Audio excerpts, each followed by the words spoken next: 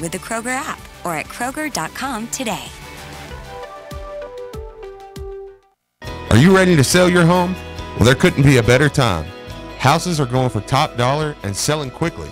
You need to call Jill Blessinger with Keller Williams. She has a team of professionals that will help you sell your home quickly and get the most for it. She is a professional home stager and photographer. And when you're ready to buy, she works with Becky Bleemel of Caliber Home Loans. She makes the loan process very simple. And if you mention you heard this on Middays with Marcus Maben or ESPN, your appraisal is absolutely free. So give Jill a call today at 502-773-0546. That's 502-773-0546. And let her help you today. An official broadcast partner of the University of Louisville, WLCL Sellersburg is 93.9 The Ville. Time now for an ESPN Louisville Sports Center update. Good morning, Louisville. I'm Brian Hall. The Sports Center update brought to you by Baptist Health Sports Medicine, centered around you. The 2019-2020 Louisville basketball roster is now set as the Cards have received some good news. Louisville fans had to sweat it out until 9:45 last night when news finally broke that Jordan Nwora will return to the University of Louisville for his junior season. Nwora led the Cards in scoring, averaging 17 points a game. 247 Sports Director of Basketball Recruiting Evan Daniels was on our sister station ESPN 680 yesterday, and he talked about Nwora possibly being a top 20 pick next year. He had a tremendous season, but he needs to pick up his consistency on the defensive end and prove that he can guard and continue to develop. And, you know, I think another year in college, he could develop into a top 20 type pick. He's not that now, and I don't think that he would get picked in the first round if he opts to go. CBS Sports' John Rothstein has a new way too early top 25 post-NBA draft decisions and lists the Cards as the second-best team in college basketball heading into next season. The University of Kentucky received some good news as well as E.J. Montgomery announced he will return to UK after averaging 3.8 points and 4.1 rebounds as a freshman last year. The WKU Hilltoppers also received some good news yesterday as reigning Conference USA Freshman of the Year and Conference USA Defensive Player of the Year Charles Bassey announced he will return to Western for his sophomore season. Bassey averaged a double-double last year for the Tops with 14.6 points, 10 rebounds, and 2.7 blocks a game. Virginia center Mamadi Diakate is returning to school as well. And last but certainly not least, the number 7 overall seeded Louisville baseball team is set to kick off their regional tomorrow against the University of Illinois Chicago. First pitch for that game is set for 7 p.m., but our coverage on 93.9 The Ville will begin right here at 6:50. Keep it locked here. Middays with Marcus Maben is next. This is Sports Center. This is Marcus Maben, and you're listening to 93.9 The Ville from the OPC Services Studio.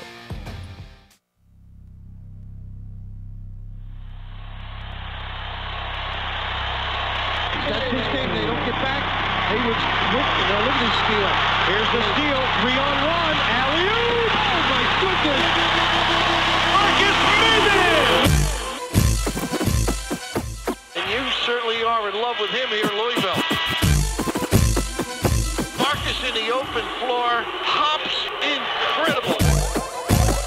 Here comes Maben off the steal. Oh, my goodness.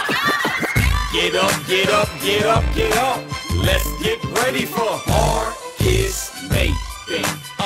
You're about midway to the midday with Marcus Maben. And you can call in, I lay back and just listen to Marcus Maben.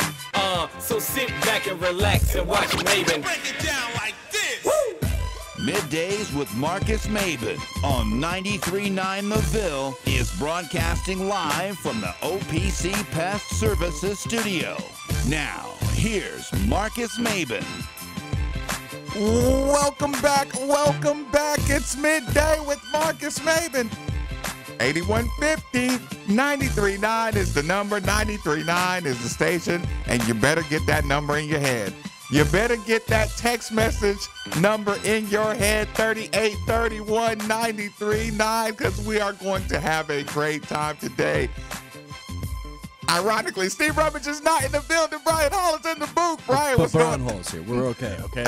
Everything is good in the world of Brian Hall, and I just wanted everybody to know that we got a Louisville baseball team set to kick off their regional tomorrow right here at Jim Patterson Stadium. I wanted to get that in there before we talk about all the other good news, and I know that we're going to talk about one in particular, so I also want to give a shout-out to my Western Kentucky Hilltoppers getting Charles Get Bassey it in there back. early. That's what I'm saying. I'm pumped about that. I really did not see that coming.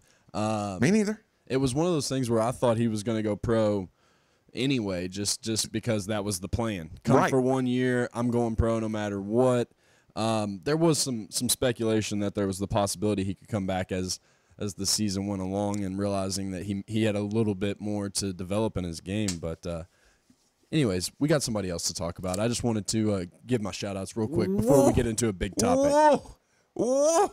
How much fun was yesterday, people?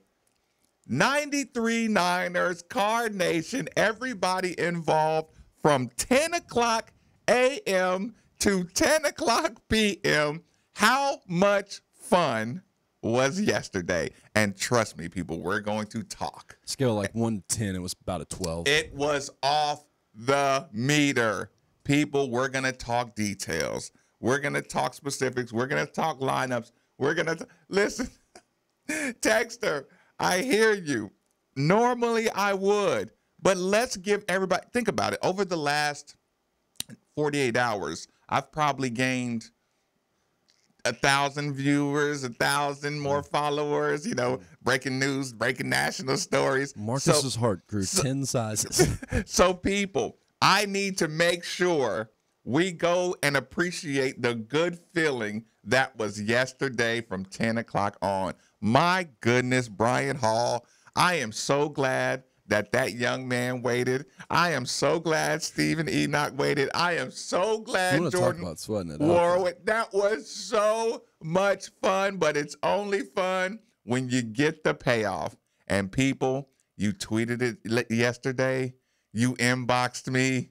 You DM'd me. Steve Rummage is probably calling in right now. Everybody has been waiting for this moment for the last 48 hours. Brian hit it. All I do is win, no matter what. Got money on my mind, I can never get enough. And every time I step up in the building, everybody hands go up. Uh-oh. And they stay there, and they stay there, and they stay there. Cause all I do is win. And if you go in here, put your hands in the air. I love it. We got a full tilt squad ready to go. This squad is ready to go. I have never, ever went into a season with a squad this ready to go. I mean, we are going to talk about these lineups. We are going to, Steve Rummage, I might not let you back in this studio. Since you've been gone, I got a 7-foot freak athlete that can shoot three-pointers and shoot free throws. I got possibly the only returning ACC all-teamer, and he did it in beautiful fashion. And they're coming back, and they are just a part of the conversation. Oh, my goodness gracious. Watch out, y'all. This is going to be a problem. You're going to have to listen to me for the next 365 days or however many I have to subtract till we're on our way to Atlanta. I know it sounds crazy. I know nobody wants to raise the expectations, but people, I'm not afraid to win. Woo! I can already see the phone line getting warmed up. As you can tell, people, I did not need much time to warm up. I wanted to jump straight into it. Is that a call I'm going to need to take, or are we going to just talk about what's going on in Louisville and Card Nation? You tell me, Brian. Oh, I see the lock. People, I see the lock. And when the lock's on the phone, when the lock is on the Bill X Scores and Sons Collision Center hotline, that only means one thing. Texter, I agree. We should have got some love. Now I got it. Okay. Put my man through, Brian. Steve Rummage in the building. What's going on, my man? Let's go! All the way to Atlanta, baby! Yes. We're going to Indy. Then we're going to Atlanta. Steve. Oh man, how awesome was yesterday? How much sleep have you not gotten, Steve Rummage, since last night? None. That's all I thought about. You know what? We went back up to the room, and I told my wife, I said, this was a great trip, but it just turned into an awesome trip with Jordan. And he was like, oh. Got money on my mind, I can never get enough. And every time I step up in the building, Jordan's what made it awesome? Like, yes. Like, I was having a great time. Wait a minute. Now I'm having an awesome time. Wait a minute. Did your wife try to hit you with so is that the only thing you're happy about?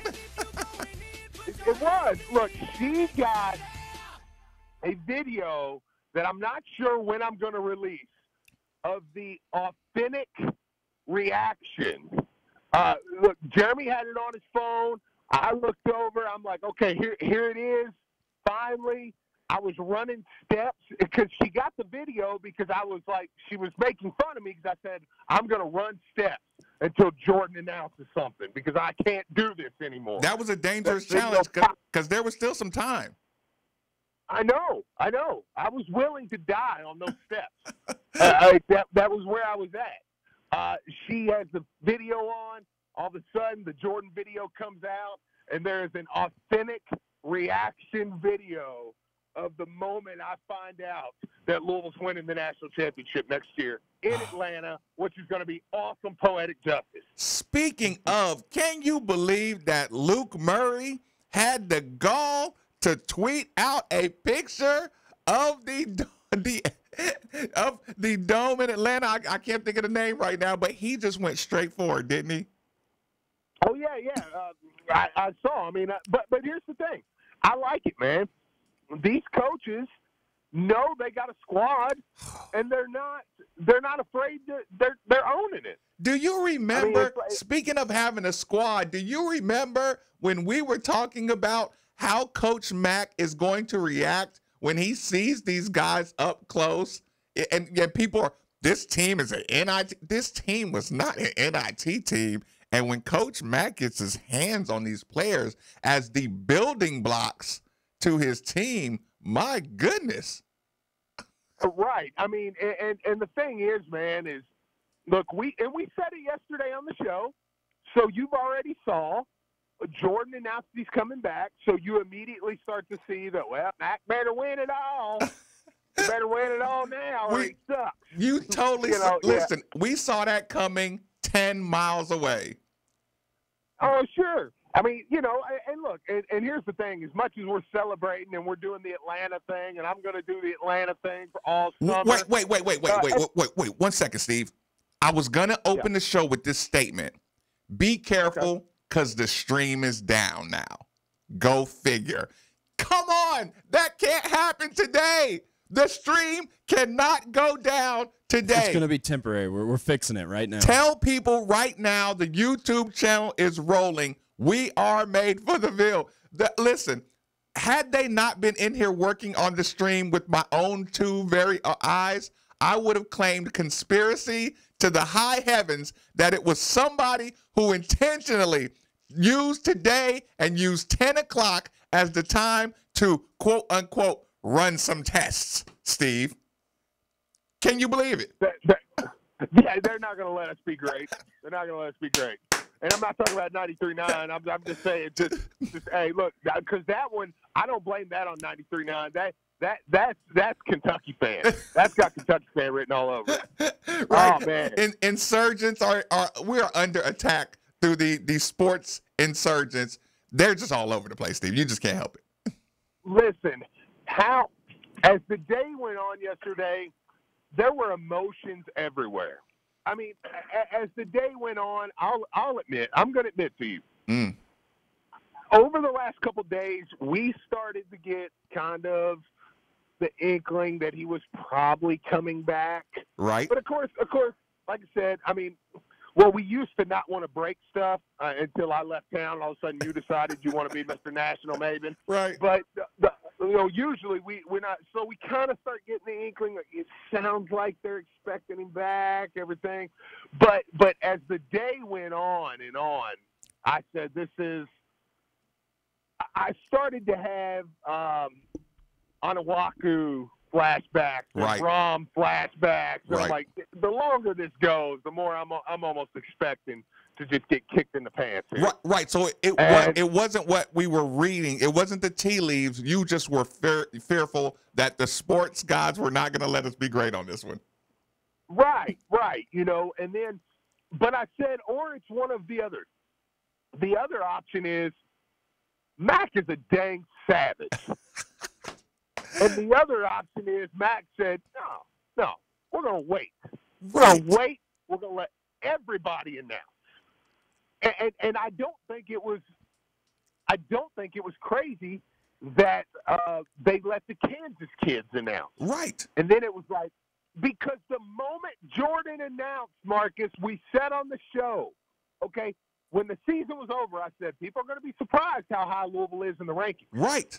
When I said, if Jordan waits till the end, watch how high they jump. It took 6 minutes for John Rothstein to rank Louisville number 2 in the country. Number 2. You know what else? About that. You know what else, Steve? Speaking of savages, what's more savage? People, for your own research, go look up Twitter peak hours on a weekday.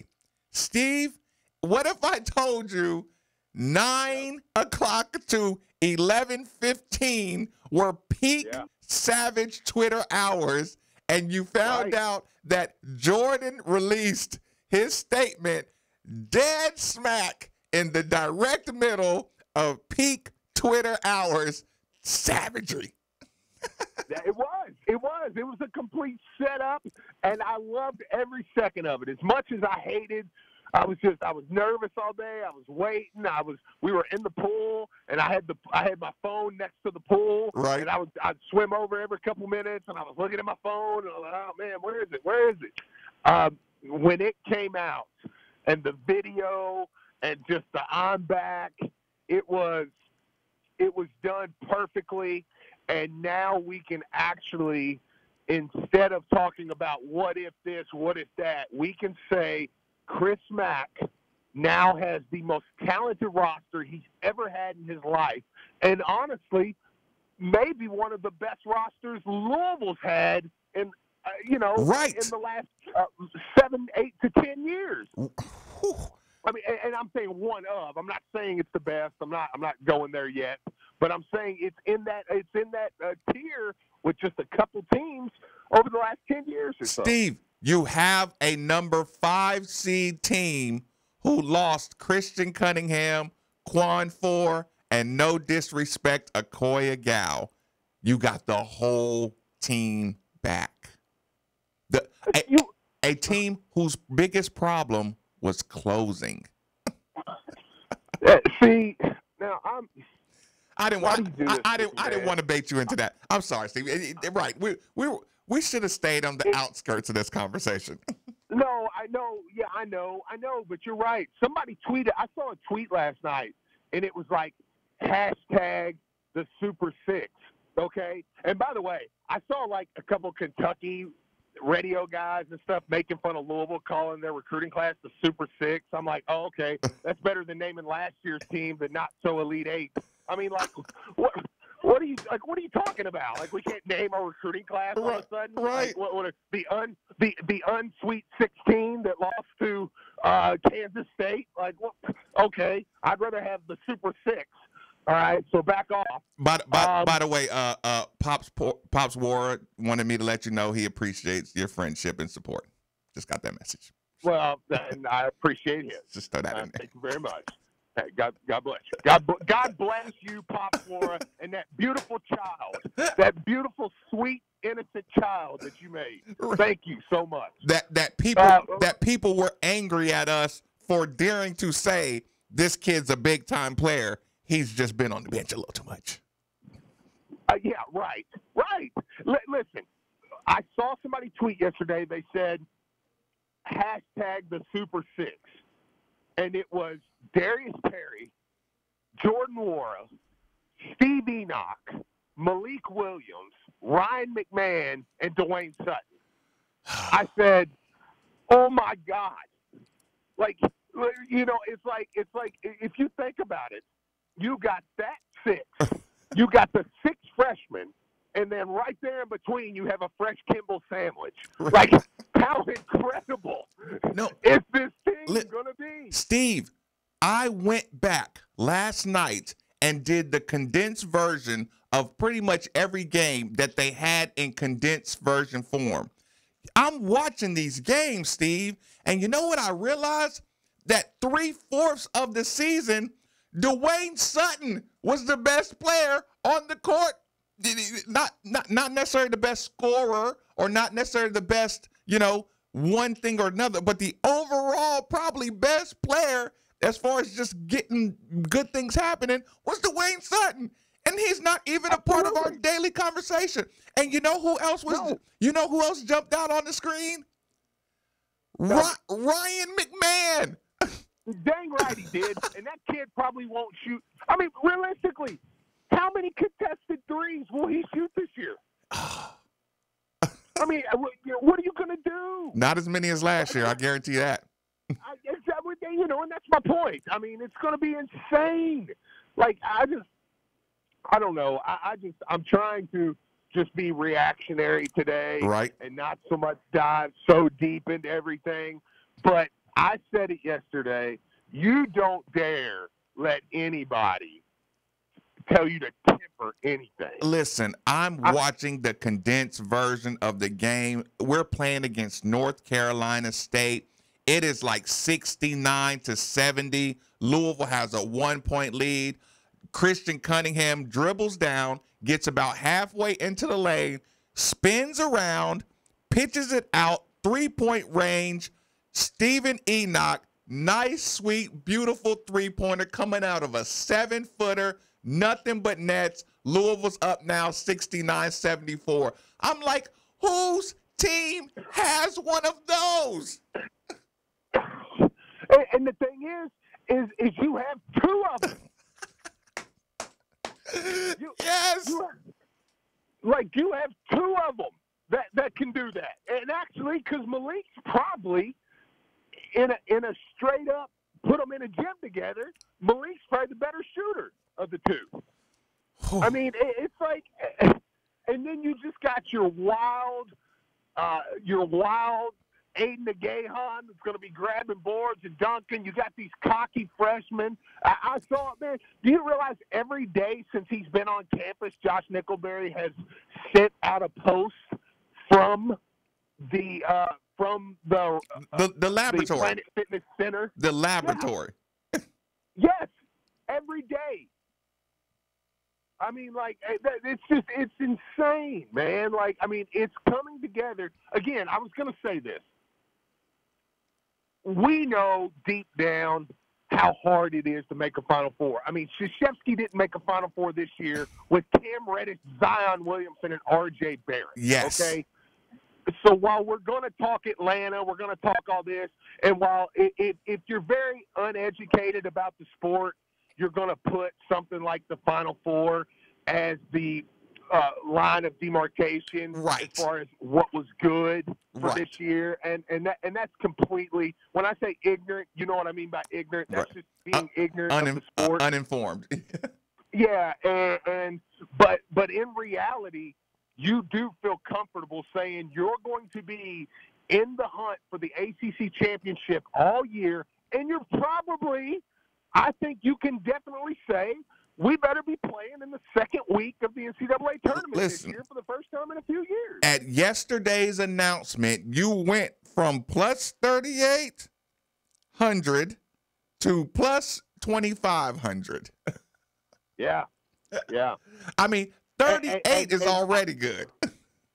And there's been 2 or 3 national writers that have already said, lock all your money in on Louisville right now. Well, if you got to throw away $100, throw it away on Louisville. And listen, you started to go down that road about what the expectations will be, And I'm sitting here and I'm doing these notes, and I got my little cocktail in my 93.9 glass last night, and it hit me like a ton of bricks, because one of these things I like to say, but I don't think it gets enough emphasis on a daily basis. Chris Mack is 49 years old, maybe 48, right? I love him. Here's him, man. the thing. I kissed him right on his bald head. Dude. He's the youngest. So he's the youngest of all, like, title contending coaches, right? Oh, he ain't. Look, I'm going to say it like this, and grammar police, shut your ears. But he ain't going nowhere for no time soon. That dude is locked in. He's 49, man. He's 49. Yeah, and Christy, I'm sorry if I don't even do ages, but today was an important day to just break the rules. Like he's just a precious 49-year-old man. I love him. Listen, this is an impressive lineup that you're bringing back. And listen, later on in the week or later on in the show, we can talk about. By the way, the app's back on. I think we got it rolling. Okay, Chris Beard is 46. Fair enough. But look, welcome back. Look, who wants to go to Texas Tech though? And Chris Beard ain't staying at Texas Tech. Sorry. No. I mean, that's a fact. But even say Chris Beard, that's fine. Say Mack is one of the 2 or 3 that is next up. Right. You know, it's who's got next. Right. Chris Mack, Chris Beard, and somebody I'm sure can help me out. Maybe somebody like Steve, the muscle thing comes out of nowhere. Shaka Smart. Yeah, Shaka does not. Thank God we didn't get him. Thank God we didn't get him. I know. Listen, thank God we didn't get anybody else who was even remotely gonna get the job. That can happen. Gosh, man. I mean, you're just, like I said it on the show yesterday, man. We told you at times, and we're not always right, mostly right, but not always right. Mostly right. Listen, Mark Ennis is going to have to come in on his show and realize that everybody walking up and down the hall was like, Marcus, what do you think? I said, he's coming back. Everybody listen, Steve, where are all he gone? Where are those guys at? Where are those guys? Right. You better be calling into the show. You better be tweeting me. You better be DMing me saying, Marcus, you were right. I was wrong. All those people who shot me those DMs on Twitter and asked me from the beginning, and I said, no, he's coming back. Just look at what he's writing. Look at how everything's working out. Just the tea leaves told me particular he's coming back, but I understood what you were saying. Just there's no way it's going to go this good. Sure. I mean, and I will say that. I think there's a part of that, and that's okay if that's you. Right. If that's you today and you say, dude, there was just part of me that was like, the last couple of years, man, I thought, no way.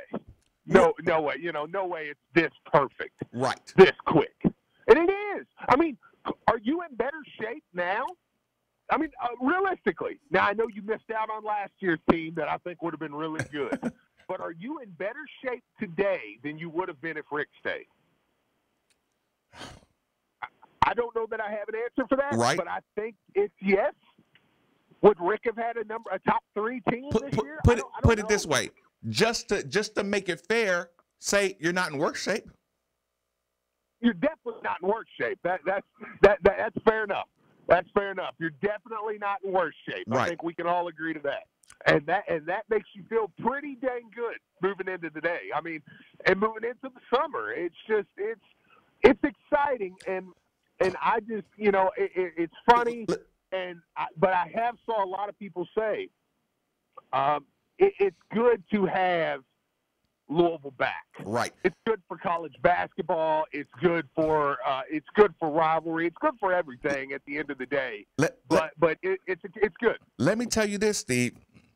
Speaking of perfect shape, yeah, I wrote this in my notes, and I try to put it like this: if you will never in your life have a more organic roster than this team, and what I mean by that is, the players' stories, like you're connected, because these players are players that decided to come back, decided to stick through the Rick Padgett situation.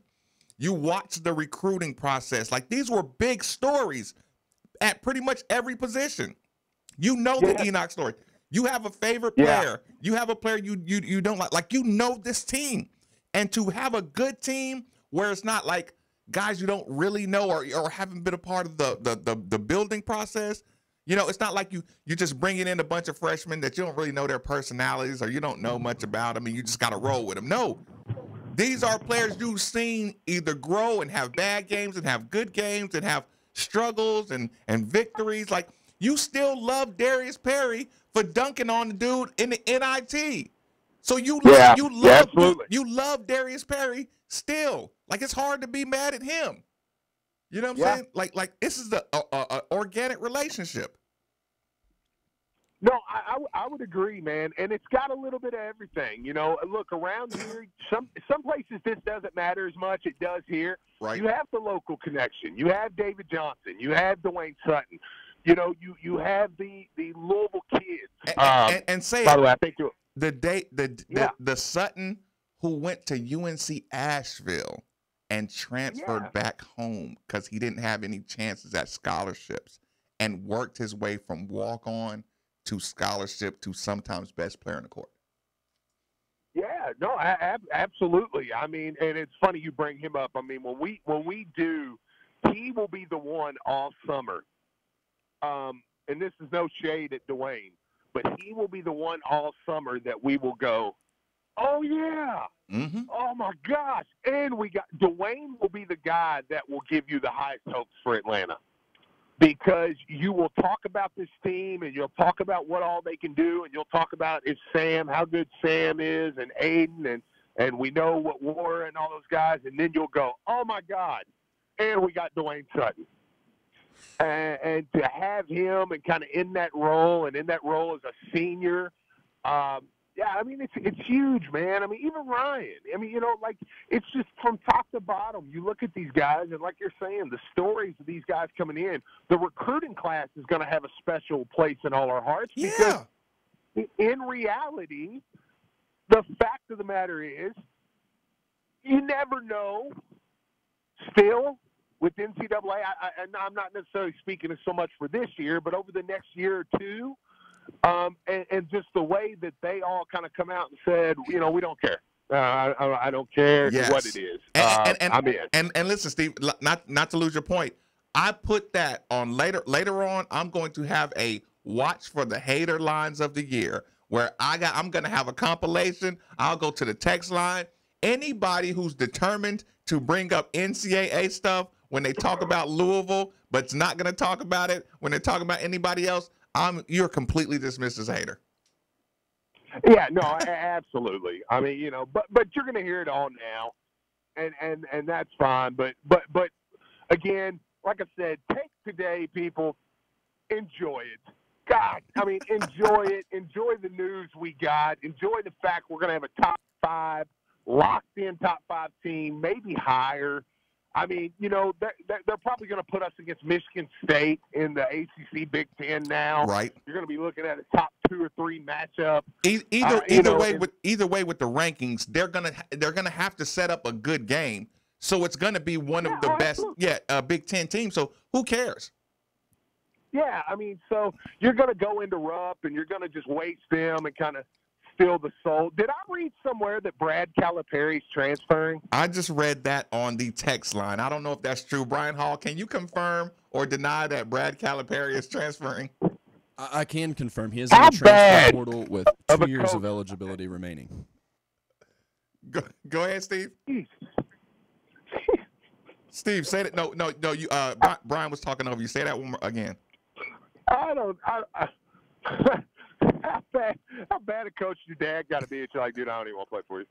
Hey, Dad, I'm not going to another Sweet 16 or Elite 8 with the talent we have and getting wasted by Kansas State or Auburn. You're going to ruin my future potential coaching jobs because they're going to call me and chip off the old block.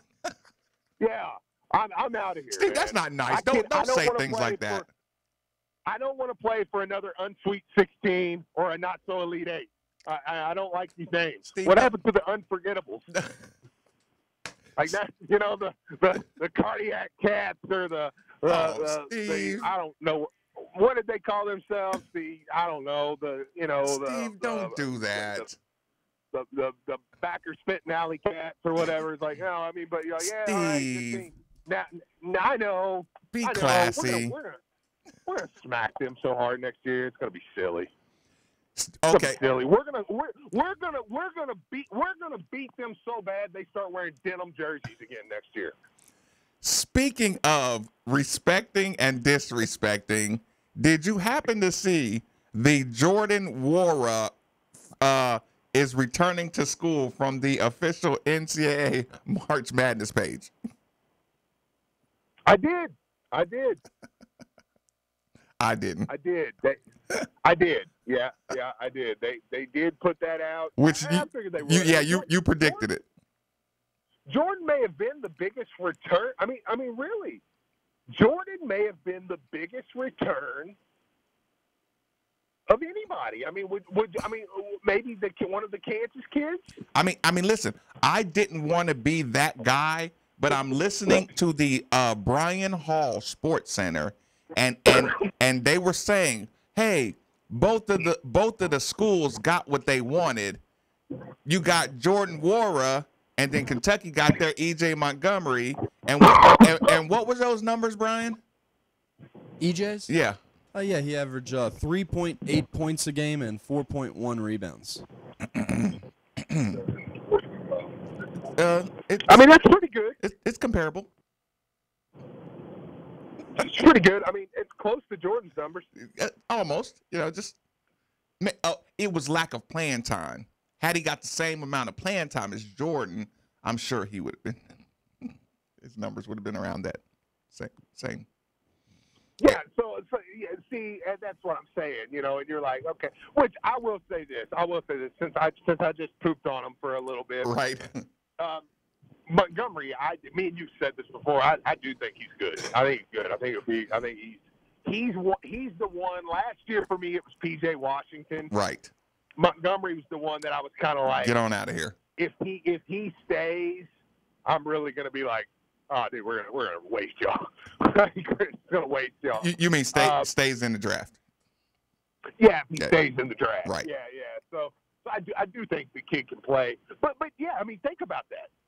He was one of the bigger announcements. Again, the Grimes, which Grimes entered the transfer portal as soon as he came back to Kansas. Yeah. Okay. What do you make of that?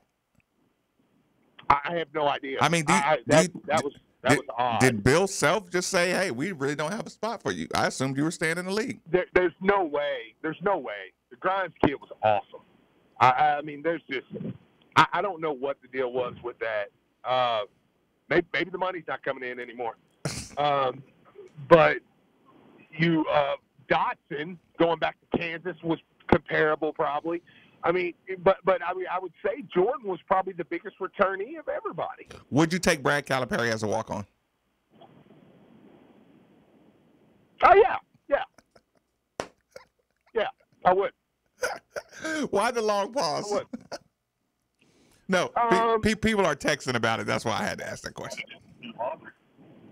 Well, yeah, I would. Yeah, you would have to take him, I think. And I think that would be fun. No, you know what? No. I knew you were going to change your mind. I knew you'd change your mind. Yeah. Yeah, 'cause at first I'm like, oh, yeah, I'd take him. That would be funny. But but then immediately I'm like, no, I can't do that. Dude, no then, chance in HE double hockey sticks, man. No chance. Listen, Steve, we got you locked on the line. There's a guy who's been waiting since the opening of the show. We owe this man better than that. Lawrence, thanks for joining us on 93.9. Fire away, my man. What's up, Marcus? What's up, Steve? What's up, man? I just gotta say, me being nice and positive is over with now. Oh, Lawrence. Lawrence, don't do that. I'm listening. Last year I was out of character last year, Marcus. This year I'm going back to what I used to do. If they don't play good, I'm gonna say something. If they lose to a team they ain't supposed to lose to, I'm gonna say something. This year they got the veteran starting lineup. They got a good bench. They better win the conference this year. They better go to the Final Four. They better be playing for the national championship next year because they got the team to do it this year. Jordan better play team ball. He better not be trying to look good for the NBA next year. Everybody better play their tails off next year for this team. Lawrence, I appreciate the call. I feel you, but I don't feel you. But I know where you're coming from, Steve. How much of that? I now know what it feels like to be just like if I was just calling Lawrence. Like, that's one thing cool about calling in. I'm like, that's what it would have felt like just to, like, get a phone call from Lawrence one day. Like, driving down the road. Right. Like, oh, look, it's Lawrence. What's up, Lawrence? He's just like, hey, they better win it all. Period. Win every game by 50. Any game that's in single digits is considered a loss. But in all fairness, Steve, there's a little bit of that inside you, too, right now. There should be. Yeah. No, absolutely. Right. No, there should be. There should be a little bit. I actually didn't have a problem with what Lawrence said. I mean, I know, like I said, the Final Four for me is tough because there's a lot of good teams that don't play. A lot of really good teams in Kentucky that don't play for the Final Four. And I just feel like for this year, though, I mean, yeah, no, there is a little bit of it. Like, yeah, no, you better be sitting there with the double bye in the ACC tournament. Right. And when that Sweet 16 week comes around, you better be in it. Like, a second-round loss is not going to get oh, Chris, it's all right. Shucks, they just come out and hit a bunch of threes. There is no all shucks games next year. No. You're not. No, welcome to Louisville. Like, there ain't going to be none of that. But we love it. That's what you want. Are you kidding me? That's what you want. I want the pressure back. I mean, you know what the least enjoyable thing ever, the most exciting moments I had as a Louisville basketball fan was in Atlanta winning the national championship. Right. Do you want to know what the most unenjoyable time I've had as a Louisville fan was? I'm listening. The run to get there. Because it was just like, oh, my God, y'all have to win it. You have to win it. You're the best team. You have to win it. Right. You know, it was Colorado State. Oh, my God, they cut it to 11. Oh, my God, we were done. But that's why I say enjoy off-season summer. I would argue that, like, outside of the season, nobody's having more fun than the Louisville basketball fan base in the country, in the entire country. Absolutely. That's 100% fact, man. I mean, because just being when you factor everything in, and now, I mean, you see people like, I can't wait to get back and just see people in the store, and you're just going to get more of those like, oh man, now you know how long we've gotten stopped at places and somebody say, well, what are they going to do to us? You know, and it's like now you're going to get stopped and people are going to go, man, they think they can make the Final Four? I think they can. You know, I mean, it's like, yes, this is what Louisville basketball is all about again, man. Like, this is what we do. You know, I mean, we have years, multiple years in a row where you say, no, this is a national championship contender, and that's what they are next year. Listen, Steve, you said this is what we do. We owe this one. Another caller. UK Vince. Fire away, my man. Hey, how you doing, Marcus? How you doing, man? Marcus, I've been chopping it up with you a long time. All right, you always accuse me of making these backhanded comments that I'll say one thing, but I really mean this. I think that's more Steve than me, but go ahead. Yeah, Fair okay, enough. but listen, I'm telling Steve man to man right now, this ain't the time. I ain't never done that, but I promise you, if you don't believe anything I ever tell you, this ain't the time. What I got to tell you was, fandom aside, I love this. It's about to be hot. Louisville, UK, it's back. The rivalry's back. Louisville's coming up like a phoenix. Yeah, I mean, it's getting ready to be an 80s reference. Super Friends, Legion of Doom. Right. I mean, it's getting ready to be on. It's not going to be any more a team coming in with good pieces and the rest are more of a conglomerate of the whole parts of the whole, but against a vastly talented. No. This is top-notch coach against top-notch coach. Ballers everywhere. And the rivalry's back. I mean, it's back. This is getting ready to go back to being the epicenter of college basketball. Fandom aside, I don't care what you say. Y'all can twist it any way you want to afterwards. Fandom aside, it's getting ready to be on. I mean, these are getting ready to be some basketball games, national importance. The rivalry heats up. That makes both teams better. Because now there's pressure on both sides. Now you got to perform with your lifetime contract. Let's see now with Chris Mack down there with ballers as well as you. Let's see how it's cracking now. I mean, this is good, Marcus. This is getting ready to be back. The rivalry, the way it's supposed to be. It's going to be on like Donkey Kong. Thanks for taking my call, Marcus. Now y'all can twist that any way you want. Oh, and shout out to my number one fan, Darren. I miss you. I ain't heard you in a minute. I love you, brother. Get on here and do your thing. Hey, take it easy, Marcus. I'm out. Vince, I appreciate the call, and I miss Lawrence. and I will not accuse that. I will not accuse you of going backhanded compliment on that one at all. I do appreciate that. I do think. Texter says cliche bingo. Oh, God. Cliche bingo. So we need to start playing it with Ben. I love it. So look, I could twist a couple things he said. I won't. He is right in a sense that I don't know that set the rivalries back like it ever went, but I think the rivalry is you're back to where you're going to have top 5 games again. Right. You know, and that is when it's at its strongest. Mm-hmm. And that's what you have to have. So I do agree with him on that. But this is not a game that they would dare risk like putting it on at awkward time and competing with it's like this game is going to have more importance than it even had before. Sure. Yeah, sure. for national eyeballs. And I would so I'll play nice today, even though I did now just realize what it would be like to talk on the phone with UK Vince. That's just not a world I want to live in. So listen, last night you said you enjoyed the way he went about the announcement. Then of course you saw the Instagram and tweets of guys hitting the airport and coming back through, and Samuel Williamson just hit the town.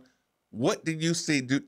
Are they as excited to get it started as it looks, or is that just me reading too much into their social media? No, 100% they are. I mean, can you imagine being? I know you can. They just put you at number 2 in the country. Yeah, see that's what I was going to say. You watch college basketball, you're a fan of college basketball, and now all of a sudden you committed to a Louisville team that you knew was kind of rebuilding. Right. But now you're flying into the city knowing you're about to be on a top 5 basketball team in the country. I mean, like, they don't know what it's like to be on a team now. And I don't know if it's a good or a bad thing, but they now don't know what it's like to be on a team that is, well, and I think it's a good mix that has the pass, quote unquote. They don't know what it's like to be on a mediocre team. You're coming right into a team that all of a sudden now, in a 24-hour period, you're like, wait a minute. I went to sleep and I woke up and now I'm on the top 5 team in the country.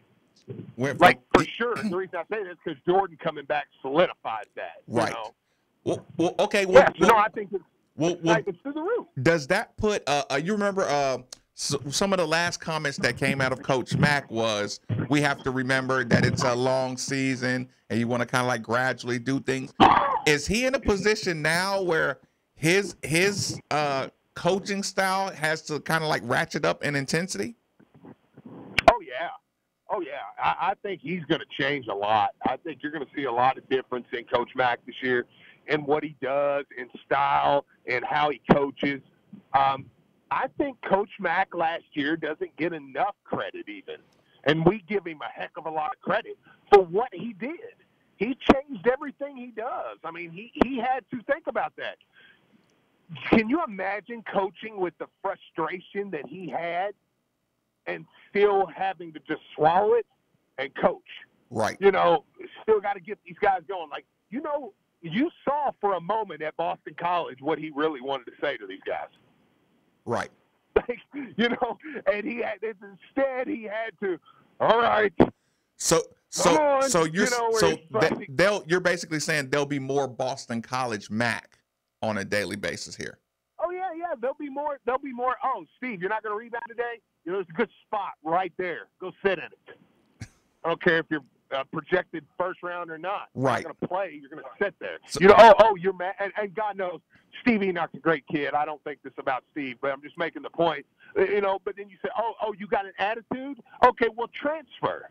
Here, I'll write your paper out. You can be that way. You can, and it not be.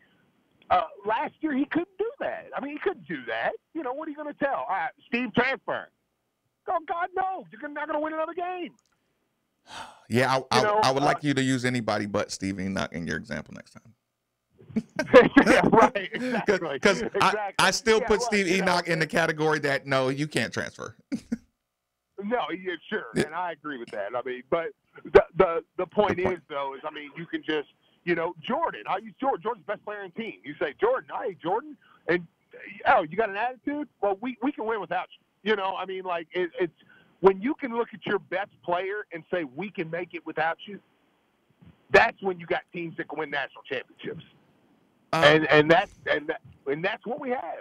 I didn't want to go too deep into personnel, but since I know we're coming up to the top of the hour, I'm going to have to take a break at some point.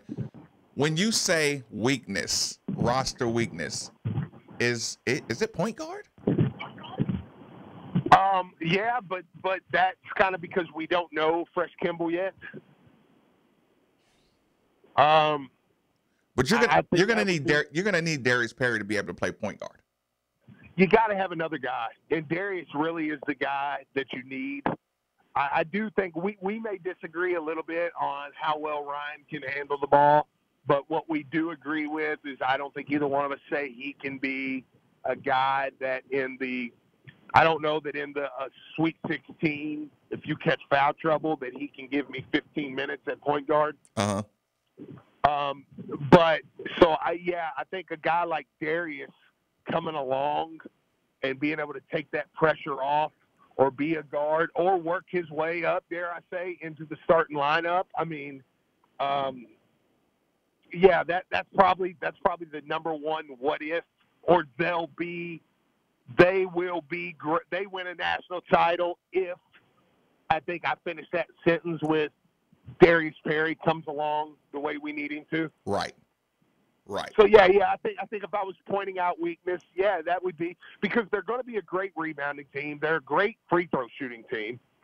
There's a lot they're going to do well.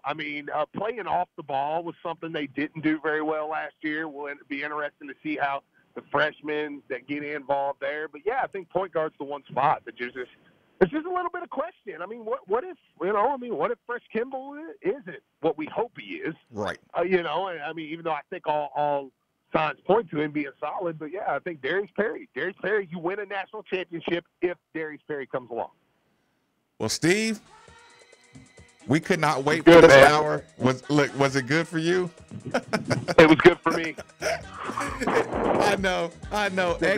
Exhale that cigarette, that Newport, that Marlboro, that cigar, whatever you have, people, and enjoy the ride. We are going to take. I'll be back. I'll be back in studio tomorrow. That's a fact. We can have a good time. We have to take an obligatory commercial break, people. We are rolling along. 8150-939 is definitely the number. 3831-939 is definitely the text line. We are Made for the Ville's YouTube channel. Back shortly. Middays with Marcus Maven on 939 The Ville.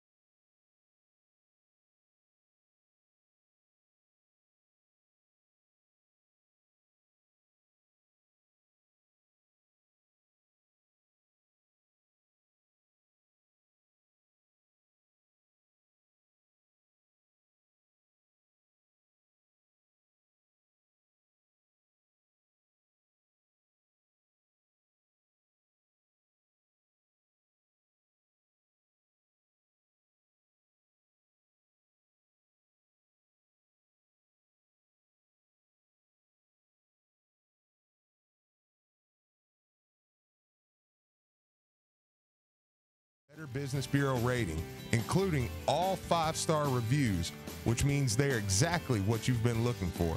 So go visit them at 11501 Plantside Drive in Louisville, Kentucky, or call 502-494-0120. Again, that's Windows Plus, so make the call. An official broadcast partner of the University of Louisville, WLCL Sellersburg is 93.9 The Ville. Time now for an ESPN Louisville Sports Center update. Good morning, Louisville. I'm Brian Hall. The Sports Center update brought to you by Baptist Health Sports Medicine, centered around you. The 2019-2020 Louisville basketball roster is now set as the Cards have received some good news. Louisville fans had to sweat it out until 9:45 last night when news finally broke that Jordan Wara will return to the University of Louisville for his junior season. Wara led the Cards in scoring, averaging 17 points a game. 247 Sports Director of Basketball Recruiting Evan Daniels was on our sister station ESPN 680 yesterday, and he talked about Wara possibly being a top 20 pick next year.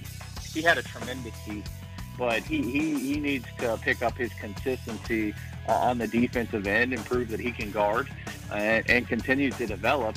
And, you know, I think another year in college he could develop into a top 20 type pick. He's not that now, and I don't think that he would get picked in the first round if he opts to go. CBS Sports' John Rothstein has a new way too early top 25 post-NBA draft decisions and lists the Cards as the second-best team in college basketball heading into next season. The University of Kentucky received some good news as well as E.J. Montgomery announced he will return to UK after averaging 3.8 points and 4.1 rebounds as a freshman last year. The WKU Hilltoppers also received some good news yesterday as reigning Conference USA Freshman of the Year and Conference USA Defensive Player of the Year Charles Bassey announced he will return to Western for his sophomore season. Bassey averaged a double-double last year for the top. I'm printing them now. I'll go get it in a sec. Rebounds and 2.7 blocks a game. Virginia center Mamadi Diakate is returning to school as well. And last but certainly not least, the number 7 overall seeded Louisville baseball team is set to kick off their regional tomorrow against the University of Illinois Chicago. First pitch for that game is set for 7 p.m., but our coverage on 93.9 The Ville will begin right here at 6:50. Keep it locked here. Middays with Marcus Maben is next. This is Sports Center. This is Marcus Maben, and you're listening to 93.9 The Ville from the OPC Services Studio.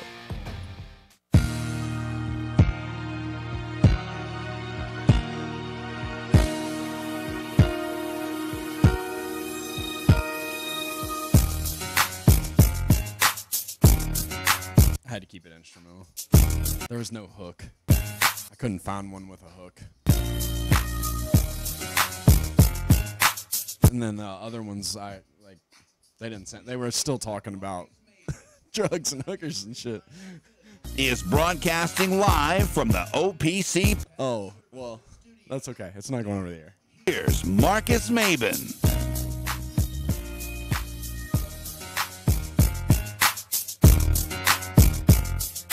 I got Georgia.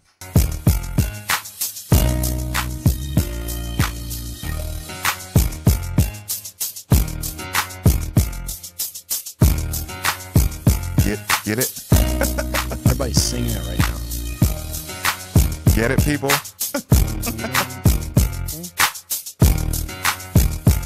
You singing it right now in your head? I know. It's a good feeling.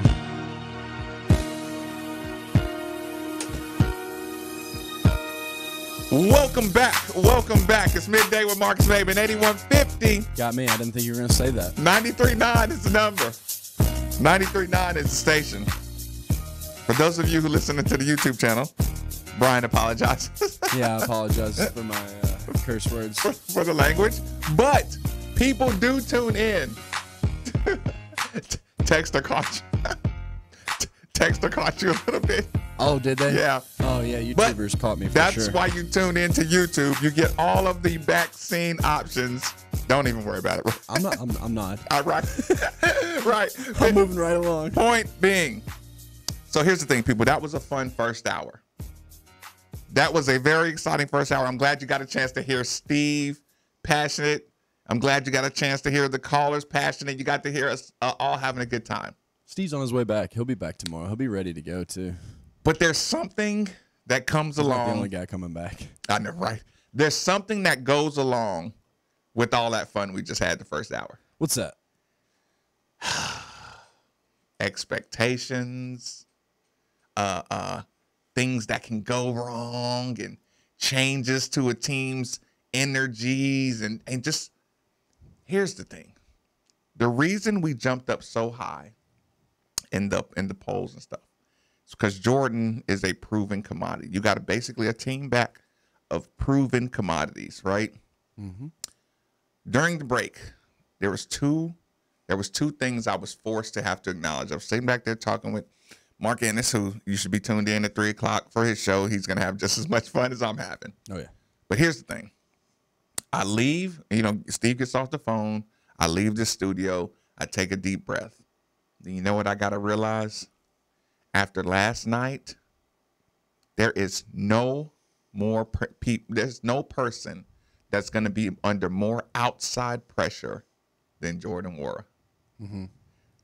And Chris Mack. We'll get there.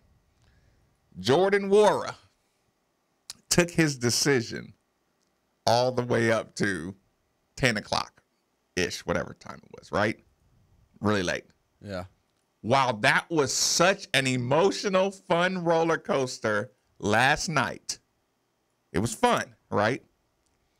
At the end, after the celebration, after the size, everybody kind of had that moment where it was like, boy, you did put us through it. Mm-hmm. And you know what that turns into? Better prove it. You better prove it. So now, next year, not only do you get a little less slack on Coach Mack, you get a little less slack on Jordan Nwora. Yeah. And I don't want him to hear what I'm saying right now. But when Nwora goes 1 for 7, it's going to feel different. Oh, yeah. It's going to feel different because it's like, and you thought you were ready for the pros? And hey, every shot he takes now feels like, oh, you're just trying to go to the league. Every turnover he makes, it gets into people's brains like almost like a McDonald's All-American. Like when VJ King missed a shot as a freshman. I mean, we changed our narrative towards VJ King because of the coaching changes and things like that, right? But Jordan is now in the forefront of that. But here is the good part of it. Look, everyone's going to be hypercritical on Jordan. But the good part about Jordan Nwora next year is he's going to be judged on wins and losses. He's not going to have those big number games, right? We know Jordan Nwora can shoot his rear end off, right? We know he's strong. We know his size. But next year, when somebody tries to penetrate on Jordan Nwora and he chests up and stops up a penetration, we're roaring. Mm-hmm. He's going to be the only person that we don't even care. Like, the NBA scouts are not going to care. I mean, granted, you can't have a terrible three-point shooting year. You can't have a terrible offensive year and stuff like that, right? But if he comes back with the same numbers and he has about 4 plays a game where he picks the pocket of the guy guarding him, or a guy goes isolation on him and he shuts him down and forces him to go back to the top of the key, those are going to be standing ovation moments for Jordan Nwora next year. And me, as a basketball purist, and I love this fan base because since I've been a young man in Louisville, at Louisville, the crowd appreciates a defensive stop, even if it's not the shot. They appreciate the defensive stop. They appreciate Darius Perry's harassment because it's almost like everybody in this fan base has played basketball before, and they know what it's like to have a defensive possession where your legs are burning, and they know the extra effort to stop somebody and the extra personal pride it takes to stop somebody and push them back. That's what made the 2013 team so fun. You knew they took pride in their defense. Jordan shows he takes pride in his defense, and everybody loves him. But if he comes back, saying I'm gonna be a better offensive player, it's going to invite criticism. Let me. There's the narrative that, when a player declares for the NBA draft and then he decides to come back, that sometimes they focus just on themselves, just because they heard what they have to improve on, and they want to make an emphasis that, hey, I improved on this for their individual sake. It kind of makes you wonder a little bit. Obviously, I'm not trying to downplay it at all. I'm super excited that Jordan Moore is coming back. Right. But it's funny because, I know Mark Ennis has used that narrative a little bit, but it was what Donovan Mitchell tweeted too. And it was the exact thing. He said, we got a very talented squad, but all that can be gone if everyone doesn't have the right attitude. Come ready to work because y'all got the X on y'all back. Right. Winning helps everyone remember that 100%, Louisville men's basketball. But what my point was he, being a former player who's been around and watched players declare for the draft and come back, say, hey, if everybody's got their head on right, this can be a great team. But so you hope that Wara is coming back in the mindset that, I want to be the star player. I want to be the face of this team.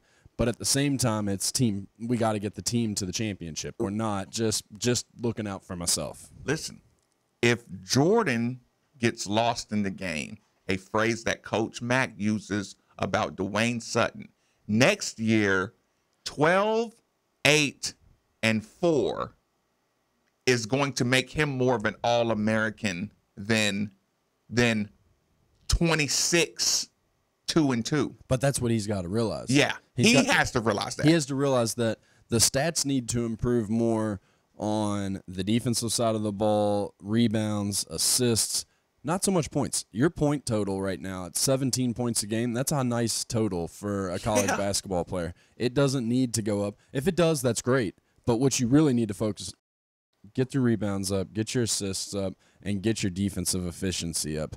Maybe add some steals and blocks in there. Right. And here's the thing. I know where you're going with it, but your rebounds was awesome. His rebound totals. He was the total. Yeah, his 7.6. You stopping penetration and you limiting the bad shot is going to take you from whatever struggle you had getting drafted. It's going to move you into you're a dominant college basketball player if you can stop people from getting around you and not take bad shots. Because the NBA already knows that you can score. So you don't have to come back and prove that you can score or that you can shoot. Maybe a couple fine-tuning things, a little bit better ball handling, a little bit better decision-making on the offensive end. But you need to focus a lot on defense. But what we're trying to say is his improvement needs to come from more of the dirty work areas as opposed to focus on scoring. Yeah. Listen, that's one fact. The other fact is Coach Mack. I mean, we kind of talked about it with Steve Rummage on here. Coach Mack is going to be able to go, again, full super animal. I know you've heard this point before. I've made this point before. But listen, we got a whole lot, a new audience of subscribers, a new audience of listeners who are not normally here. But again, Coach Mack on a daily basis is not trying to earn their trust anymore. Those guys came back under the trust, under a trust that I know the system, I know what the expectations are, I know these things. So now it's not personal when I yell at you. Now I don't worry about you transfer. I don't worry about you. Who is this new guy? Did I stay for this? Did I come back for this? No, you know what you're coming back for. And again, it's funny because I'm sitting here and I'm going through these condensed games. And I'm like, the Louisville team that was on the court last year, the 5-seed tournament Louisville team, was all new players. This was Jordan's first year of playing real college. The only dudes that were experienced in ACC basketball were a little bit of Darius, Ryan McMahon, and VJ King. Mm-hmm. Everybody else who touched a basketball was really like a new first-year ACC player. Outside of Kristen Cunningham, we return everybody. pretty much, right. that were key factors in the game. Because, you got VJ, you got Okoye, you got those guys, but Quan I'm talking was a about defender. Quality minutes. Quan was a defender. Yeah, Quan 4. So Quan and Christian, but when you replace them with 6 good recruits coming in and you bring back both your guys that declared for the draft, Yeah, listen, the team is going to be an exercise in Darwinism, right? Mm-hmm. And what I mean by that is you're going to have to survive practice. You're going to have to, scratch and claw for every minute. There's going to be no automatics on the team. But you're right, though. It's probably going to be the most experienced team in the ACC, or one of the most experienced teams we've had in a very long time, just because, Top to bottom. Basically we return all of our starters outside of, Quan 4 started some games in Cunningham, but you're replacing them with Kimball and different guys. So it's a thing where I think you're going to see the same 3, 4, and 5. You're going to see a replacement for Kristen Cunningham. And that may be it. who's exactly the same. Yeah, and then you'll probably see a bunch of freshmen battle it out for that last spot. Right, for one spot. Yeah. Man, but the rotation will definitely be deeper. And we're going to talk about kind of are you going to see a change in style? That's something we definitely got to get to. David, thanks for joining us on Middays with Marcus Maven. What's on your mind, my man? Marcus, my man. Last time I saw you was over at Big Lots. We were shopping and buying some grubs, son. That sound like me.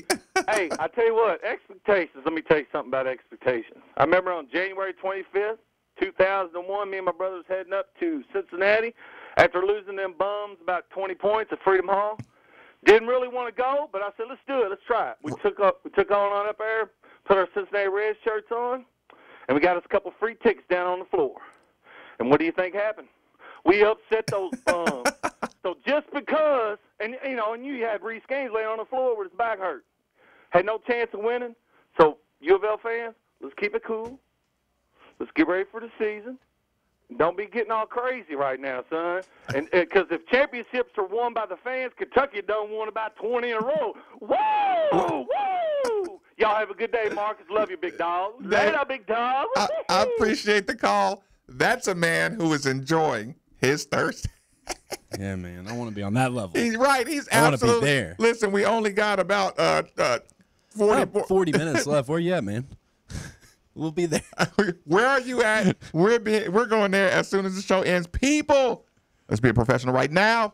How many innings does your air conditioning system have left in it? You're about to find out with this stress of summer. I found out the last 48 hours. I was so happy to be home with my air conditioning. DFH reminds you how important your air conditioning system is. So what do we do here at the station? If there's a problem, call DFH Company. They're fast, they're good, and they're reliable.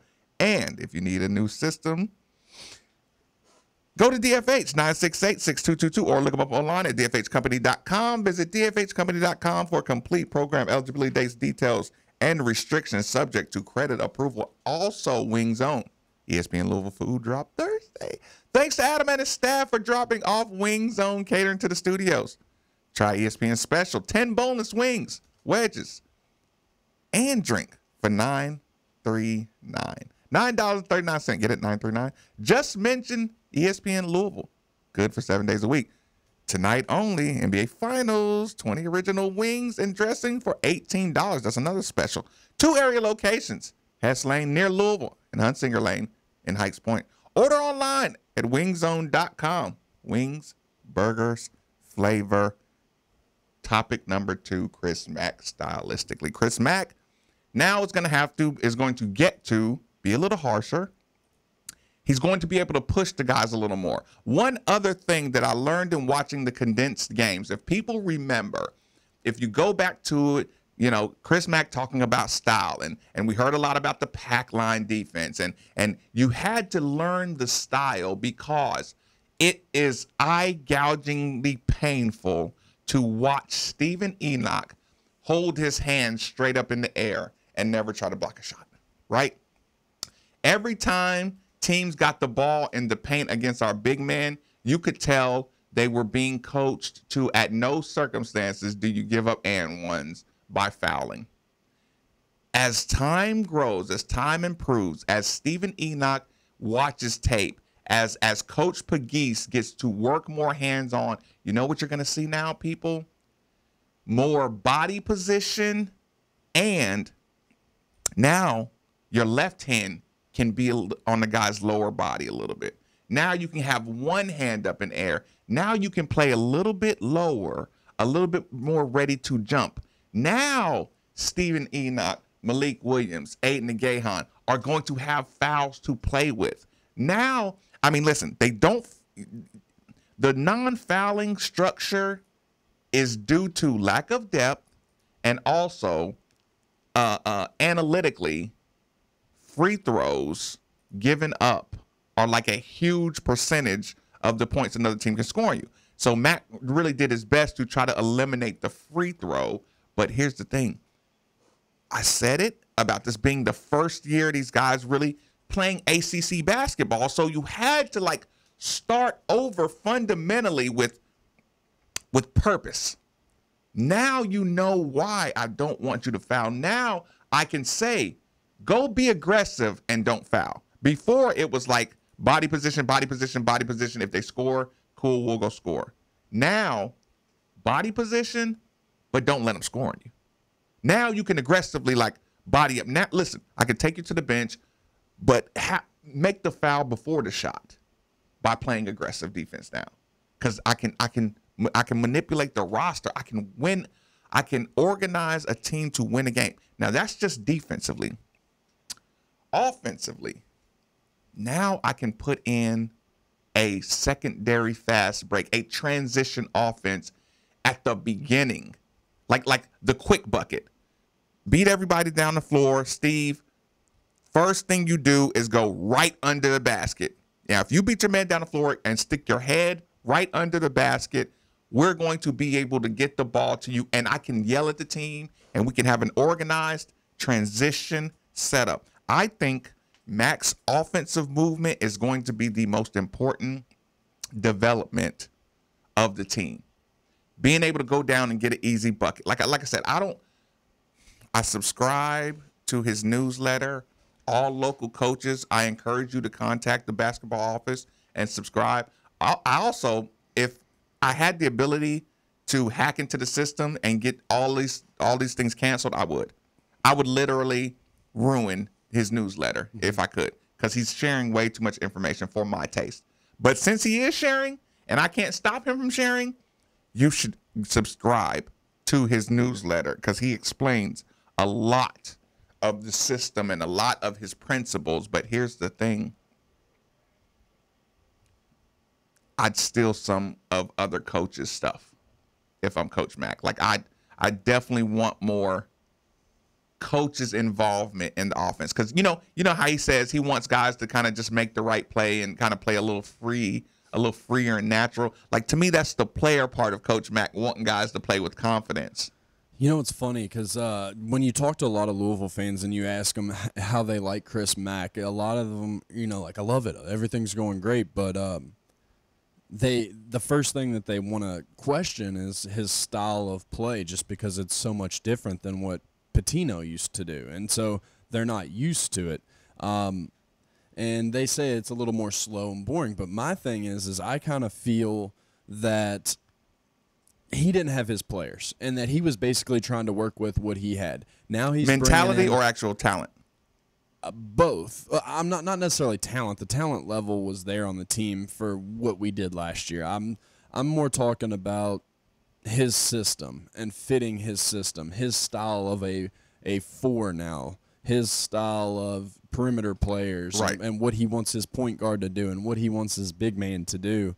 And when you go out and recruit, you recruit players that fit your style. And so these 6 new guys coming in, now he's got half of kind of what was here and then half of, what's coming in. But the half that was here has now worked with him for a year, and they now are experienced. And you bring in that new class, and they're going to say, hey, all the old upperclassmen are going to say, this is how Coach Mack wants it done, and is going to teach these young guys. But I think gradually you're going to see more and more of Mac's style as more and more of his players get in there. And I think people are going to like it more, and it's going to look more smooth eventually. It's just it's a transition process. Is he going to be an absolute terror to work with on like Coach Mack? Yeah, like post game media Mac Next year? Yes. Oh, I mean, after a loss, I bet he'll be a terror. Just because, like After I said, wins. you were talking about the expectations and just everything that Warren's going to have to deal with, having the pressure of being like, you were the guy that was going to go pro. You got to prove it. Now, I personally think that more pressure is on Chris Mack just because, this is only his second year. And nowadays in society, it's just coaching. You have to turn a program around in 2 or 3 years, or else you're looking for a new job. Like, they don't give you time. And so Coach Mack is year 2 of what everybody thought was going to be a major, like, rebuild. That's what and Rummage just a is so pumped about. Restart. Yeah. And now he's sitting here in year 2 coming in as possibly the preseason number 2 team in the country and has expectations for a national championship in year 2. Do you have my player hater of the year sound, my hate sound? Do you have that anywhere? My player hater Chappelle hate sound that we used to play? Because here's the thing. There's some things that I kind of want to prepare you for, people. One, you know what I just realized, and this is really not part of the subject. Out of all this conversation and all this welcome back or welcome to Atlanta, ha jokes and everything, do you know that my dad lives in Atlanta?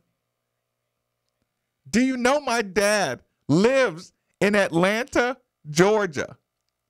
Oh, man. Hey. Get that ready. Get that ready, because I'm coming up with a list here in a second.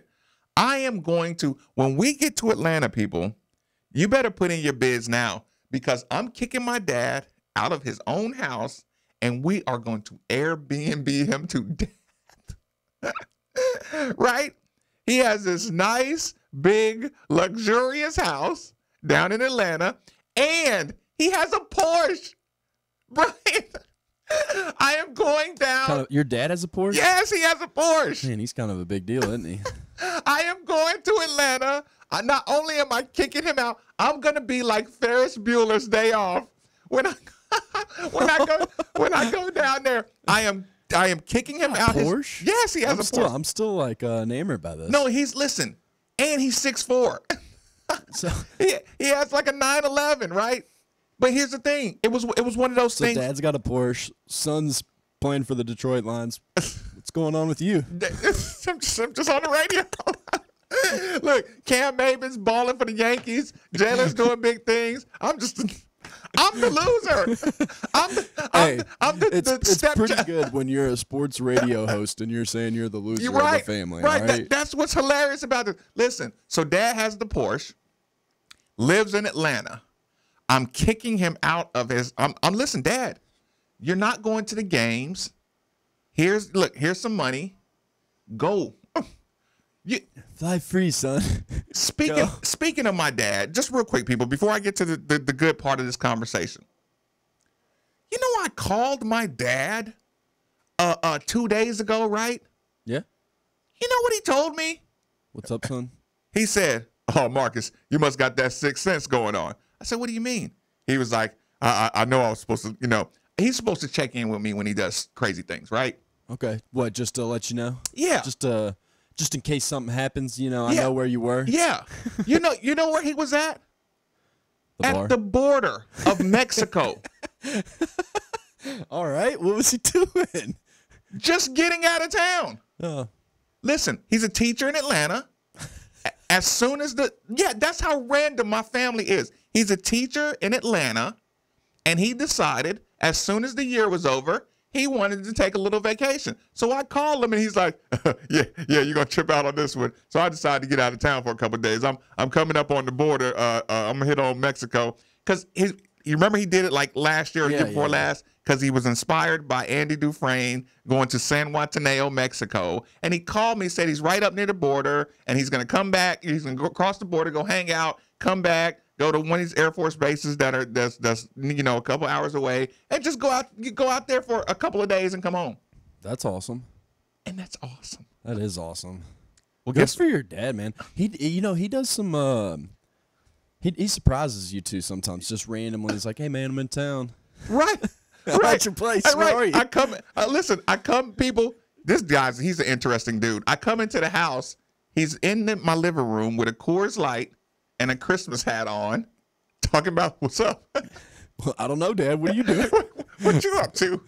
Oh, just came up the road, just chilling. But point being, Dad was near the border of Mexico just because when I called him the other day, and the reason I even brought him up because he lives in Atlanta. Dad, I'm taking your Porsche. Go get it detailed. Go get an oil change. I'm gonna burn that thing on up down there. We're burning this mother down. Ferris wheel of So time, you baby. heading to Cancun? Is that what you're saying? I don't know what he's doing, but he ain't staying in Atlanta. You got to get out of here. So point being, You gotta go home, but you gotta get the heck up out of here. This thought was serious when I came up with it. The idea was serious when I came up with it because sometimes you have to preface conversations. I was making a joke with myself, and I'm saying, Marcus, you know those little memes where the guy's talking to himself in the mirror and he's saying mean things. I had that moment yesterday where I said, Marcus, you really need to take a bow. This city and this fan base needed a 93.9 like nobody's business over the last 3 years. Oh, yeah. Without 93.9, in my opinion, like you can listen, you people, you can agree with me or not agree with me, but think about it. If there is no 93.9 at scandal time, at FBI time, at downtime, at jury time, if there is no 93.9 and your information is going through the traditional methods, the courier, I'm not doing that. But let people use their imaginations. Yeah. Without the option of 93.9 to go to hear an informed opinion of Marcus Maben and an unbridled excitement of a Steve Rummage, perspective-wise, people check out. People really, really check out. So I can't tell you how many people I talk to that aren't even sports fans that during that time frame had our station on all the time. And it was because we basically were giving you coverage sun up to sundown. And let's do this. Like, let's do this and say, okay, for anybody who says, y'all are just positive spinning, everything. What have I been really wrong about other than I thought last year's football team was going to have a better year than people thought? And again, I own that wrong prediction because I didn't know how bad it was behind the scenes. And a lot of us do. Right. And it, to me, that wasn't because of the talent. But outside of that, when I tell you the recovery, I was kind of wrong, but I changed my answer probably 2 days before the penalties came out. Yeah. I remember I was like, no, nothing is going to happen. But when I saw that report, they used 1957 as a reference of why Louisville has lack of institutional control. When I saw that, I was like, get ready, people, because the hunt is on. But again, I haven't been wrong about a lot of stuff. So you can retroactively apologize for saying that. You haven't been wrong with a lot of stuff. Right. That listen, for saying that this was like spin everything. No, this is good perspective, good inside perspective. But point being, I did that big long runaround to say, watch the narratives that come out as anti-Louisville narratives, right? Oh, yeah. And I came up with a list. And I didn't write down the list, and I hate the list, so I'm kind of going to do this one on the fly. Feel free to jump in with some of these predictive. Oh, man. Hey. Listen. Hey. The reason I did that is because I've been through it when somebody says, oh, Christian Cunningham. I mean, what's the name of that school again? Right? Turned out pretty good. You damn right it did, Brian. And this is take a bow moment and prepare, because these narratives, this negative narrative train is never late. I sat in this studio and said, Jordan, and said Dwayne, and people said, you jackass, Dwayne is transferring from Asheville. There's no way he can be in, there's no way he can affect this team. Yeah. Right? I heard it. We had 2 mid-major stars start for us last year. Right. And I said, Christian Cunningham is an adult. Look at his game started. Look at him being elected captain. That means they trust him at the forefront. Now, I personally wish he could have been better. I thought he would have been better. Had he been more aggressive, had he had a little more time, he would have been a better point guard and player for the team, right? I'm sure if you ask him, he wishes he would have been a lot more aggressive. Did the internet just go down? No, I don't think so. Or is that just cable? Cable. I believe it's raining outside, but I don't know. That ain't got nothing to do with this internet going down. They are over here sabotaging us. But point being, I've been through this before. I even asked Steve while he was on here. Narrative, point guard narrative. Point guard narrative of, if somebody gets hurt, that's going to be one of those that comes out quick. Yeah. Louisville, they have to watch out for injuries. But there's so many combo guards nowadays that, we don't have the true point guard if Lamar Kimball goes down. But Darius Perry, David Johnson, Josh Nickelberry, probably even Samuel Williamson or Warwick can bring the ball up the court. I want true point guards, but yes. No, I agree. I'm saying if that narrative is the case, I say we're still going to be okay. Right. Okay. And Texter, I appreciate that. Texter just wanted to acknowledge the level of listen, your credibility is all you have. And people, when you attack my credibility for saying Lamar Jackson is going to win a Heisman, when I make that statement after his freshman year and you attack my credibility on that, you know what I'm saying? Like, that's a problem. But anyway, thank you, Texter. Thank you, Texter. Injury hatred, right? Super expectation guy. Max a failure if he doesn't ... I'm telling you, play that sound every time we read, see, hear Chris Mack floor. Oh man, hate. Because people, it's coming. It is absolutely coming. These negative narratives, the Jordan Warrior is just trying to, all those super negative narratives are on their way. That train is never going to be late. I'm kind of blanking on some of the other ones I had in, but I'm telling you, the over criticism of this team, the slow start criticism, the you lose to Texas Tech or early in the year, like that stuff. I'm not going to spend much time on it, but again, I'm glad Steve came on the show yesterday and said, I can't wait till Jordan Warrior announces he's coming back. And people who have given Calipari 15 years of their young, 15 years of, do you know how hard it is to insert accomplishment here? Who would dare get on their social media platforms or their shows or their internet sites or their websites and say something like, kind of like Lawrence said. Like Lawrence can say that as a fan, right? But Kentucky fans saying it about Louisville. I won't even say Kentucky fan. Supposed objective guy who puts Louisville on a you better or else it's a failure standard that you don't put other schools on. If you do that, I'm going to attack some credibility around here. Oh man, hate. Yeah, you're going to turn me into that guy.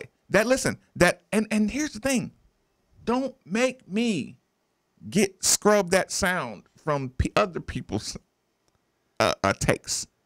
Don't make me go find the 5-year rebuilding process at minimum, because I don't want to do that.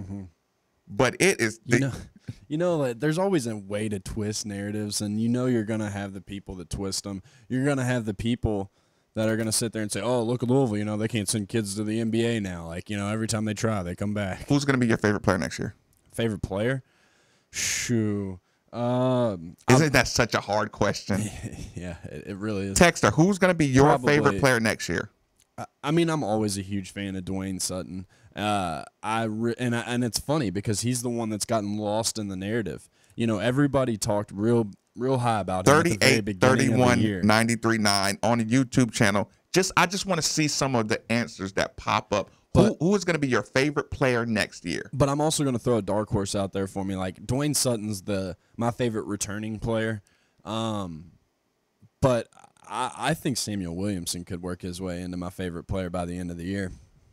If he lives up to the hype that everybody's been talking about, I'd be excited. But I think, like I was saying, I think people are sleeping on Dwayne Sutton. Like, he was the star of the team, for the first couple weeks of the year. He kind of hit a rough patch there for a little while and kind of lost in abyss. And now that we got this great recruiting class coming in, I haven't heard his name mentioned a whole lot. And I'm like, everybody's like, who's going to be the 4? And I'm like, Dwayne Sutton's returning, everybody. I'm like, he's still on the team. 38, 31, 93.9. Please, people, you're doing a great job right now. Just text in who your favorite player is, because I'm making this a case study, a live case study. 38, 31, 93.9. Only takes a few seconds. Listen, you can use abbreviations if you need to. I mean, I'm watching our. Who's yours? We're gonna get there. We're gonna get there. Yeah, I'm watching. Like I said, I'm watching the text line fill up. And I just, like I said, I'm gonna let a few more get a couple chances to get in there, and then I'm just gonna go right down the line. I just want you to hear who's getting brought up and how often. Yeah, the disbursement of names. I'm gonna give you about a full one more minute. 38, 31, 93.9. Who is your favorite player?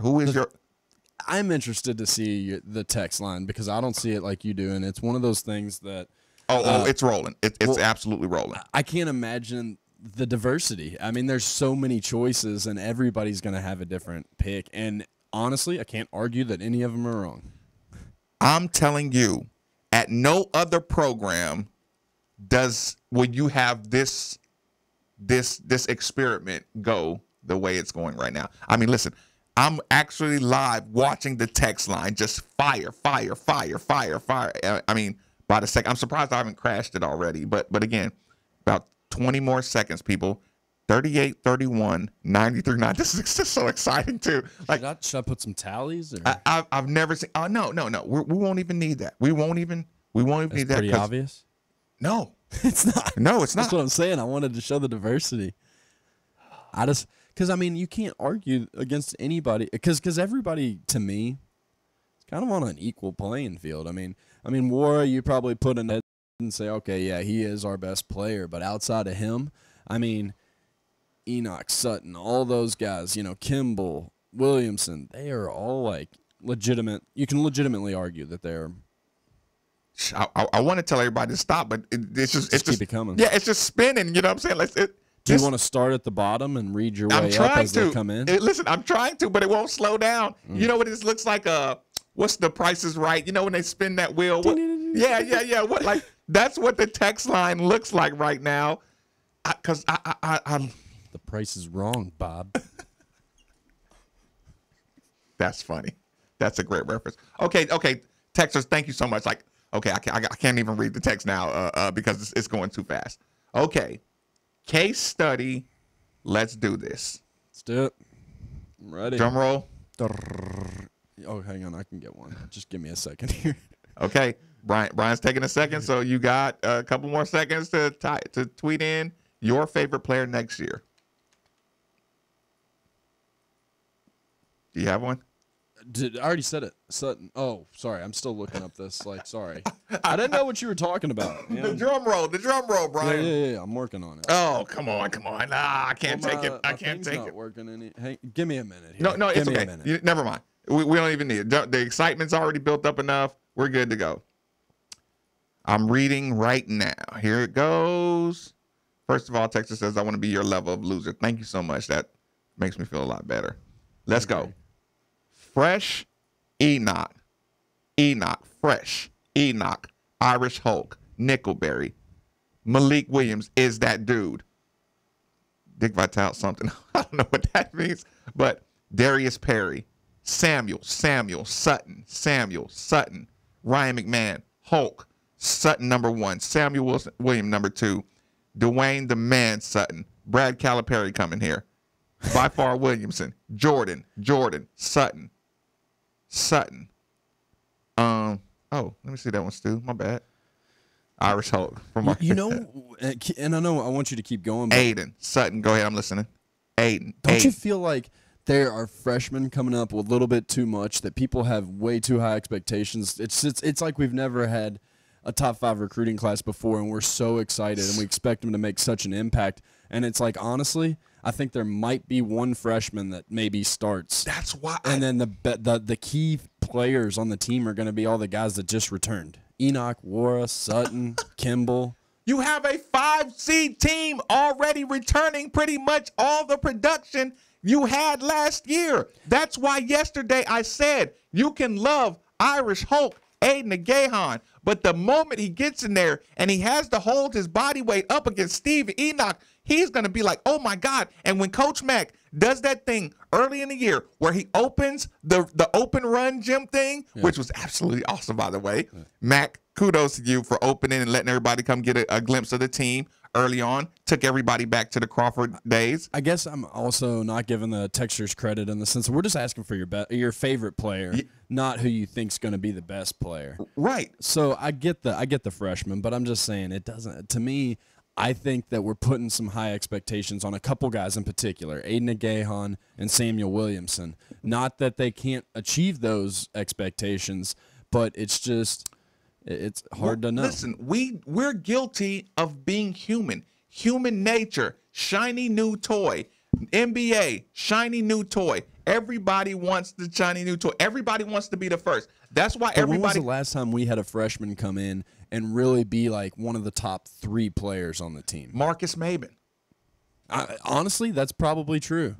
Because you the very first was that game, not the worst moment in radio history? Brian Hall just said, when was the last time I remember freshman? your first game, and it was in Puerto Rico at the Puerto Rico shootout. I think you had like 27 points. And I was like, dude, this guy's going to be so good. I'm like, this guy's awesome. We hadn't even, and it was like an exhibition game, so we hadn't even played a real game yet. And I was like, oh my gosh, this guy's going to be awesome. That was the worst thing I have ever said. Wasn't that right? Didn't you have like 27 or something in the first game in Puerto Rico shootout? The fish gets bigger as time goes on. 22. 22, sorry. But I'll take it. And it took 10 years or 12 years for the record to be broken. Aren't you glad that I knew that? That's a fact. I was close. But again, I at least had the right place. The point still is, freshmen don't, listen, 6'4" freshmen with 45-inch verticals and sweet outside jumpers who end up top 10, top 11 in all-time scoring lists. They don't just come in and play immediately. They don't start opening games. Don't get me wrong. I want them to be as good as everybody wants them to, and I think they will be by the time that they leave here. It's just expecting them to play. See, I heard Blankenbaker say this the other day, and I kind of agree with him, and it's the sense that I think it might actually have been today, where he thinks that we might start out a little slower than people think, and then we're going to progress. Yes. We're going to be good at the beginning of the year, but we're going to be excellent by the end of the year. That's his words. Listen, of all the things I say, people, I can officially say I'm an expert at the adjustment period of a freshman getting on campus and having to adjust and relying on nothing but work ethic and competitive drive to get on the floor as a freshman.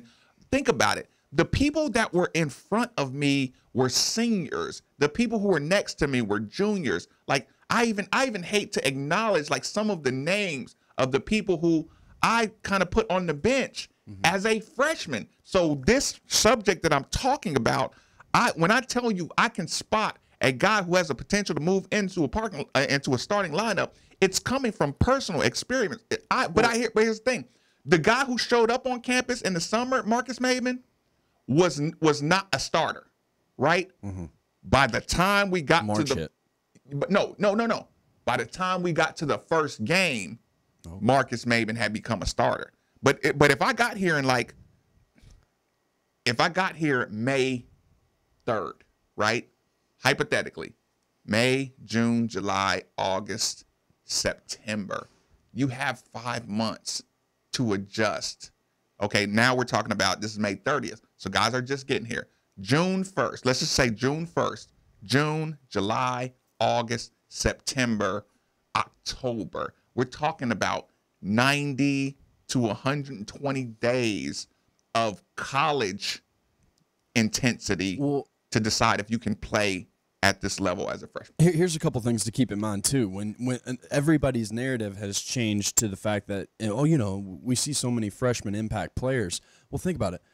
All the freshman impact players that we talk about are probably within the top 5 to 10 players in the class.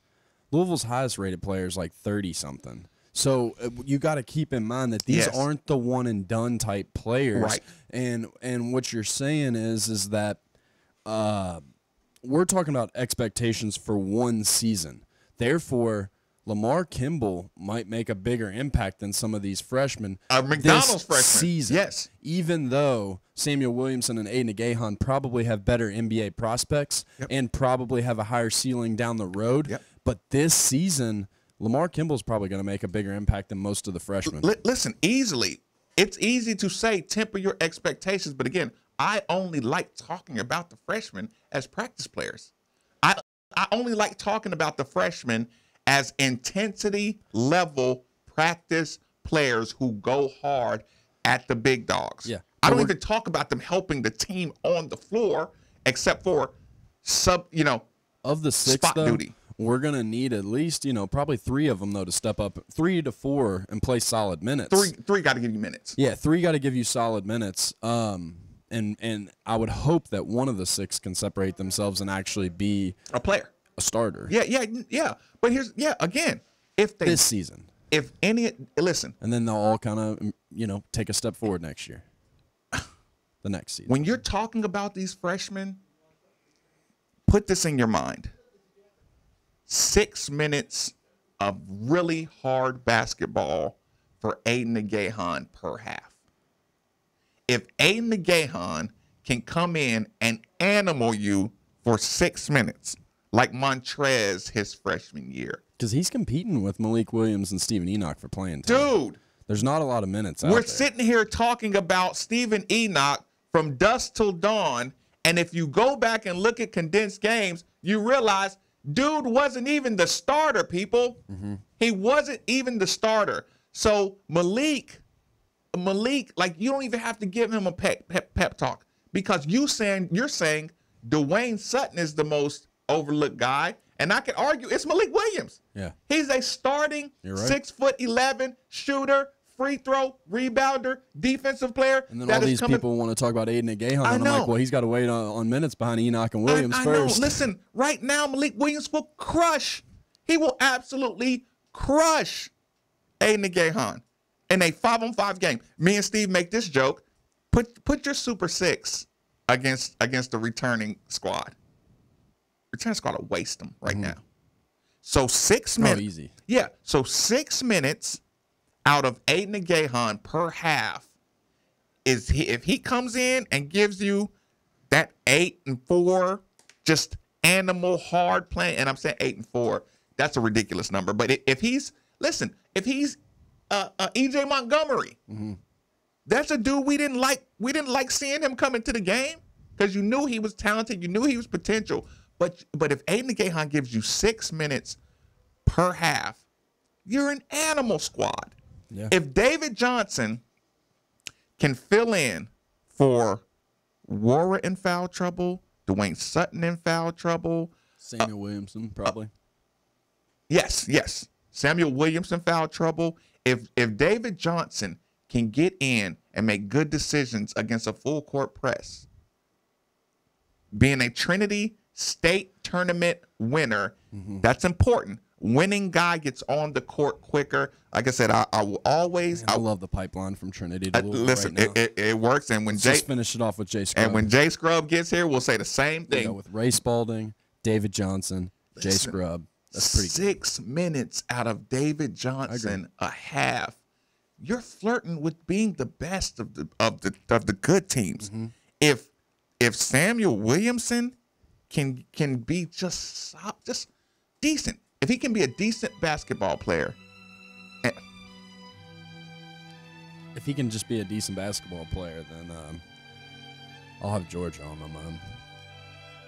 Do you think Jordan Nwora will be better than VJ King? I mean, I'm sorry. Georgia. Samuel. Here we come. Samuel Williamson. Just give me some minutes.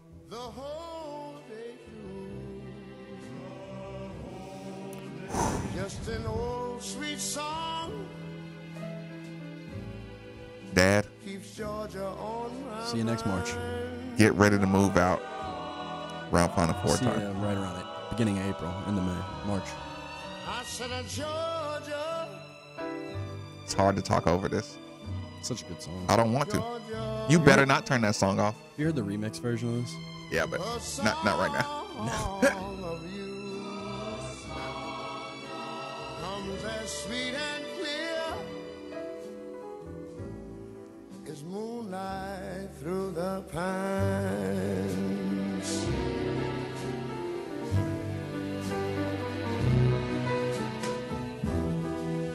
Other arms reach